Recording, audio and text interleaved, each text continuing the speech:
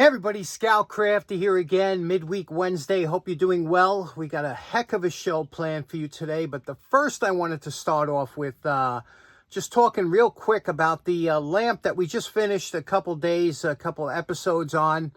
I put it out there for you to see and comment on, and don't you know it, that one of our commenters, and I always say this, we got the best subscribers of any channel. One of the subscribers, he goes by 5000 Go 27 is his YouTube channel, I guess, and he said, I thought I recognized that lamp. Believe it or not, he knew about this lamp and gave me the information, the model number, and I looked it up, and this lamp that we just finished, the Franken lamp that turned into the Metropolis lamp, was indeed a Art Deco lamp. I think it was from about 1935, and whatever the case may be. One just sold a restored one for $1,200 and something, and it did come with some kind of glass shades on there. Now, those shades are not reproduced, but you could see the type of shades that were on there. They were glass shades that surrounded the bulbs, and I mean, there are other shades that we can switch them around with or put shades on. I got to see what I want to do, but isn't that interesting? Isn't that fantastic that somebody out there, 5000 Go 27, knew and came through with what this lamp was? So thank you so much for that. And what do you think about the glass shades? Do you like the glass shades? Does it change the whole look of the lamp? Very interesting, right? So thanks again. I really appreciate that information. It helped a great deal. Okay, if it seems a little brighter down here, this is why. I'm going to use it down here for a little while until I bring it upstairs. Now, I come out the other day, and on my porch, I see this box. And I'm like, wow, look at this box. I don't know. And look at this. Look at this. And I look at the address, and who is it from?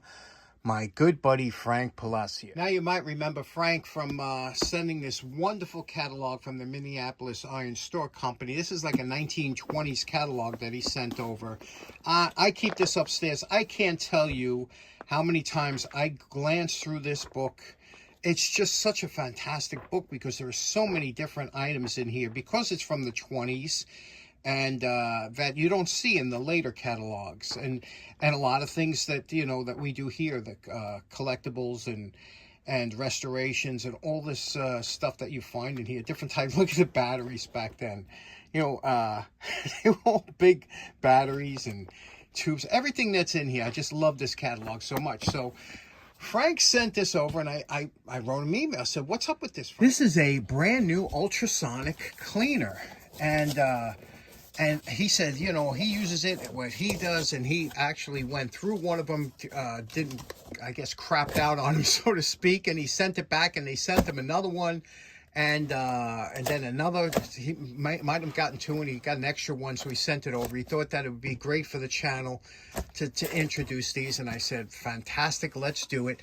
So let's take this out, and let me tell you about ultrasonic cleaners. Okay, for those of you who may not have heard of ultrasonic cleaners, what they do is they work on a principle of aeration and cavitation, or basically what this does is it generates a 40 hertz wave in here that vibrates the water, and it creates air bubbles around an item that you might put in there and releases the dirt from the item. So it's really a good cleaner. It's used in hospitals. It's used for jewelry. Jewelers use them all the time to clean jewelry. Anything that you have that has intricate parts that clock makers use them all the time. Obviously, it's used big in automotive and small engine repair, cleaning carburetors. It makes a huge difference. Anything that you want to get into the small areas. Now, this one here obviously is a name you probably all heard now, Vivor. They've been doing a lot of advertising through YouTube creators. And this one's a 6 liter. They usually come like either real small, like Harbor Freight has one. This is a 6 liter. Next size up to 15 liter. So those are the 3 most popular sizes. And has 2 controls here. One size is for heat, this side. One size is for the timer, because you can go from You could set the amount of time you want it to have to run for. Basically, it looks like more or less a stainless steel box. The plug goes in here, and there's a drain petcock here on the side with a ball valve, which is nice. Inside, there's a basket, and that you could put your parts in, and you could fill this up with your choice of cleaners. They have different type of cleaners. They have cleaners specifically made for ultrasonics, and depending on what you're using for. But you can use all different types of cleaners. I'm going to show you the best way to use this if you were using it for what we do. Now, one important thing to remember is you never want to run this without fluid in here. Okay, because of the way that the cavitation of the motor works and makes the vibrations, it could damage it. So even you don't even want to fill it up. Some people say, I only got a couple parts, I'm only going to put a little bit in here. You want to fill this all the way up. Now, what I do is, because I want to keep this clean, you know, the last thing you want to do is have this all gunked up with oils and dirt and things like that from parts that you're putting in. So I fill it with water, and this is a tip that I've learned on YouTube. You fill it with water, and then you put your parts inside of either a glass jar or a plastic bag, and the cavitation action will work through the glass or the plastic bag and clean your parts. I'll show you what I mean. Now, again, one other problem a lot of times with the heater. The heater that's controlled to here, it's an electric heater. So you want to make sure you have water in here or fluid in here before you turn the heater on. And when you turn the heater on and you're finished with it, let this cool down. Don't just dump it right away, because if it's too hot, those coils can burn out. So that's the only really safeguard you have to worry about. So let's fill this. What I'm going to do is fill it with warm water or hot water from the tap. So this way, you know, you're ahead of the game. Why wait for this to warm it up?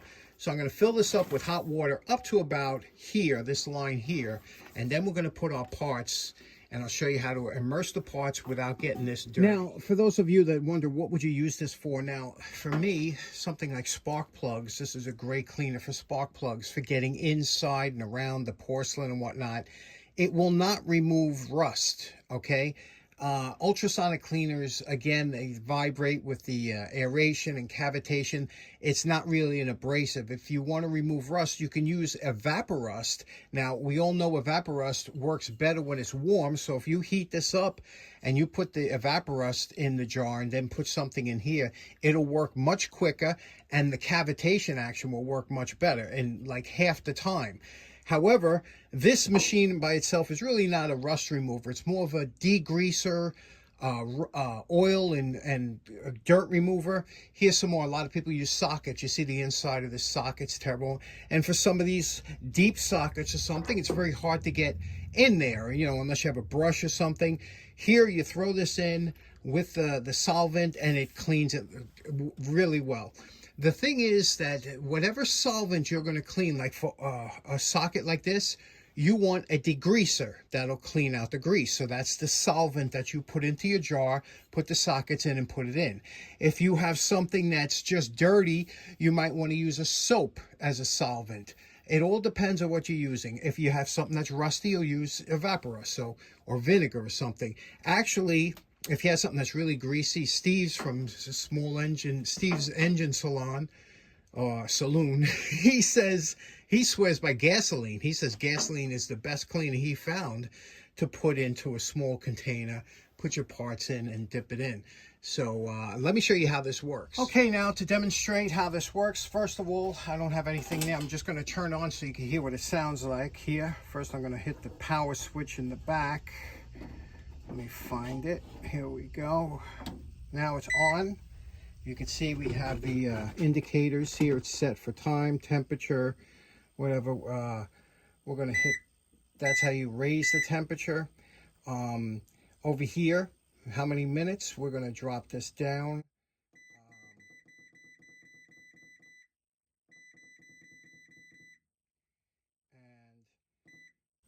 To a minute. I want to show you with gasoline.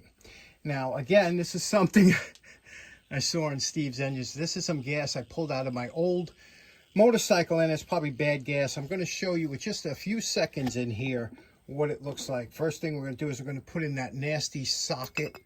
Okay, Oh, I don't want to break that jar. Next, we'll put in the spark plug. That's all dirty in the back. And this other little spark plug. Okay, that's 3 items in here. Let me see how that looks. Let me get them. There we go. Now I'm going to turn this on, put it in.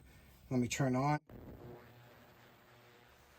One thing I didn't realize is how screwed up the audio of these, any microphone that picks up the ultrasonic noise. It's unbearable, so I had to overdub it, what I'm doing now. Basically, I'm doing it in less than a minute. It's only going to be like less than even 30 seconds of total time in the solution. You could see the cavitation of the water. You could feel the glass vibrating, and it's doing a heck of a job of cleaning it. Now, again, you could put any solution you want. I just want you to see, look how murky this water looks. It's only been in there for a few seconds. Already it's gotten in and around all the small parts. And this is real time, so I don't want you to think that, it's been in there for a while. But you're supposed to leave it in for like 30 minutes. Here, let's see what it looks like now. Okay, the timer just went off. It's been, like I said, less than a minute. Now, I want you to look at that spark plug. Can you see it through the glass there? It got a lot of that dirt out of the inside of the spark plug. As far as the socket goes, we'll have to take that out and look here. But I'm just going to, this is meant to go in there for a minimum of a certain amount of time. I'm going to leave this sitting here and put it in for about 3 minutes or so, and we'll see what it looks like.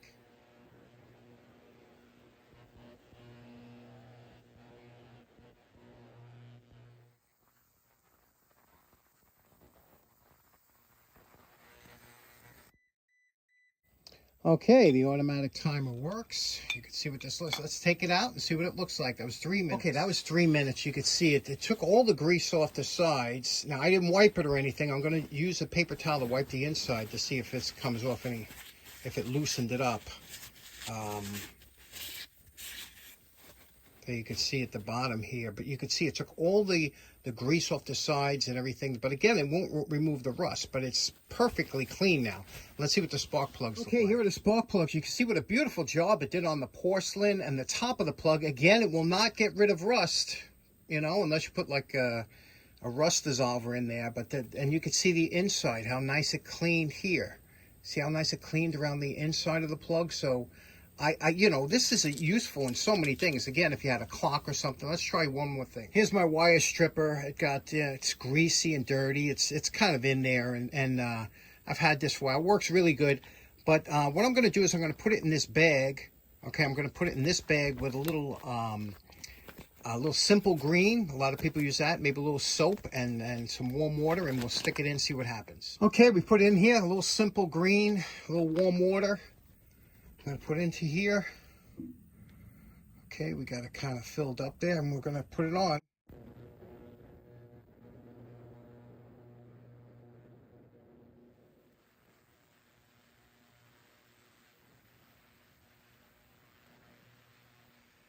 Okay, that was in there for 3 minutes. You can see the water's a little bit dirty, cloudy. Let's take a look at what the tool looks like here. I don't want to contaminate the water that's in there, but here we go. Let's pull this out here and take a look at it. Wow, very clean. Very clean. Look at that. Got the grease off the back. Very nice. No scrubbing, no nothing. So, very interesting, huh? A little bit in that corner, but you're supposed to leave it in for like 30 minutes. This is only 3 minutes. It's really a quick test, but I could see the uses for this in what we do. Nice thing is, when you're finished, just drain this out, and now you're nice and clean in there because you used the bottle or the bag. Now, I'm almost 100% sure that you're not supposed to put any kind of flammable or liquid in there, and I'm sure that the safety protocols and the safety sallies are probably right now, they're going nuts. However, again, it does work good. The gas works. Any good solvent is going to work any better with the cavitation and also the heat. But I didn't have the heat on with the gas. You don't want to have it getting too hot, too hot. And it was only a little bit and surrounded by water. I think I'm pretty good. Just a little bit of a PSA out there to make sure that you don't blow yourself up. Anyway, Next up, we have a nice show and tell for you. Let's check it out. Next up, my buddy over at Gunter's Garage has, last week, he was doing a little bit of a carving show and tell, and he made a knife, a nice little carving knife out of a particular knife that he had. And I said, let me pull this out. I want to talk about this because it made me realize how interesting these are. Years ago, they used to make these tool kits, as you know, back in the 50s and 60s or whatever. They were kind of gimmicky, but you've seen them before. They were, they called them like a tool kit that had a knife handle, and then all the accessories that went with it. Now, I did this on the channel before. I did it, a couple companies made, Utica made a good one. That's the one I think that he has. This one, Imperial made one, kind of a knockoff. Japan made a few. Again, they were knockoffs of this, but this is solid steel. This was made in Germany, and these were really a quality set. And if you've ever seen these, now again, everything else, like everything else, the prices are going through the roof with a lot of these things that I collected. You know, even those light fixtures. Man, I'm telling you, light fixtures have gone skyrocket. Old light, you pay more for an old beat-up light fixture, like a porch light, than you would for a brand new one. Because people know, the new ones last a couple of years, they look like crap. The old ones will last 100 years, and they can be rebuilt. But these here, this one here is an interesting, let me show you a little bit about it. First of all, you have this is the knife here, and it's usually a one-sided knife here. And then on the other side, it's empty. This one here is a little bit stiff because it hasn't been lubricated or anything in a while. So I got to open this up here, and I got to be careful not to slice myself. I got to lubricate this. But you can see here, it has a regular pocket knife here, and it does say Germany down here. I don't know if you could read that. I hope you can. I can't see it here. And on the other side here, that's where all the magic happens, that open side. Now, you could take any one of these accessories here, okay? Like I'm going to take the file out of here. Now, this case is starting to deteriorate. That's why you see some of this powder on here. But this is all brand new. The file is sharp, the saw. And what you would do is you take this like this, you place it in here, into the end, like this, and then you would open it up just like you would a knife, and it locks in. And this is solid. There's no play, no wiggle. It is a solid piece. So it's a really good unit for if you want to do filing here. Then you just turn and you pull it out, and then you go to your next tool. So you have screwdrivers, you got can openers, bottle opener. This one here is a saw with a sheath, a little covering on here. Look at that. Again, that's the powder from the disintegrating case. But look at that double cut. That is super, super sharp. And again, when you put this in here, there is no wiggle whatsoever. Again, you got to be careful because it is super sharp, you know. No wiggle whatsoever. You could cut through this or whatever. And some of the other accessories that came here were the... this here is a nice folding ruler in metric and imperial. You could see here inches, and you could see here it's aluminum, nicely made. Again, the German ones are so far ahead. They're so nicely done. This here is a nice pair of almost like channel lock style. Look at the and again you can see Flora number 130, or is that, yeah, I'm sorry, Elora number 130. But look at the chrome vanadium. Look at the nice embellishment. This is not a junk pair. This is, it looks small and everything, but this is, you could feel the quality. Nice. And then we have a adjustable. Again, pebble finish on the inside. West Germany. Very nicely done. Hammer. So these are nice little cases. And believe me, if you get a good one, they're not a gimmick. These actually do, you could do real work with these. I don't know how much hammering you could do, but small work, things like that for, again, what he's using for carving, things like that. They're just fun. But it was missing one tool. And I know that you guys are so good at finding out stuff like you did with that lamp. What I want to know is, what tool do you think, I think it's some kind of pliers. But what tool do you think is missing from here? You see that little section there? It broke off, whatever. I thought it was maybe a small pair of pliers. It would be. If anybody knows, let us know in the comments what you think is missing from here. But nice little set. And again, these have gone up in price. You used to be able to pick these up for 20 bucks, but now these things run $40, $45, $50, you know, depending on how many accessories and what kind of shape they're in if they're all used up. What do you think? Okay, so in closing, special thanks to Frank for that great ultrasonic cleaner. Appreciate it. Looks great. Works great. Let me know what you think that missing tool was. Thanks so much for tuning in. I hope you have a great day. Take care now. We'll see you again on Friday. Bye-bye.